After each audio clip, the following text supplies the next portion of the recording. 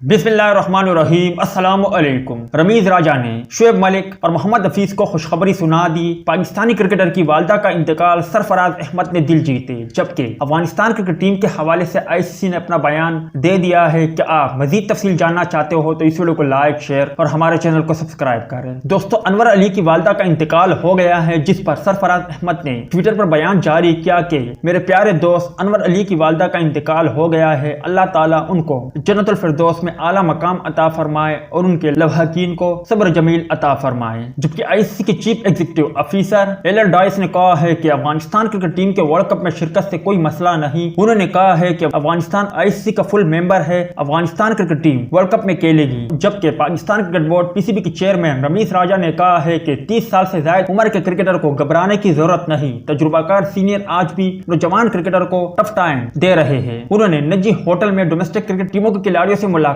کی اور کھلاڑیوں کو دور حاضر کے تقاضوں کے مطابق اچھی کرکٹ کھیلنے کی تلقین کی۔ اس دوران ان کا کہنا تھا کہ جارحانہ کرکٹ کھیلے، وکٹ پر ٹیرنا بھی ضروری ہے، ہماری کرکٹ اچھی ہوگی تو انٹرنیشنل ٹیمیں پاکستان آئی تھی۔ اس دوران ایک کرکٹر نے کہا کہ 30 سال سے کوئی اوپر ہو جائے تو کھلاتے نہیں ہے۔ اس پر رمیز راجہ کا کہنا تھا کہ تمام کھلاڑی محنت کرے، کسی کے ساتھ زیادتی نہیں ہوگی، صرف میرٹ پر سلیکشن ہوگی، ڈومیسٹک کرکٹر کے معاوضے مزید بڑھائیں گے۔ یاد رہے کہ کئی بار رمیز راجہ شعیب ملک اور محمد حفیظ کی عمر پر تنقید کرتے رہے ہیں کہ 30 40 سال کے لڑکے اگر ٹیم کے لیے کھیلیں گے تو نوجوانوں کو کیا موقع ملے گا۔ تاہم آج چیئرمین رمیز راجہ نے خود خوشخبری سناتے ہوئے نام لیے بغیر شعیب ملک اور محمد حفیظ کی تعریف کی کہ آج بھی 30 سال والے لڑکے نوجوانوں کو ٹف ٹائم دے رہے ہیں۔ امید ہے دوستوں کہ آج کے مختصر ویڈیو بھی آپ بھائیوں کو پسند آئی ہوگی۔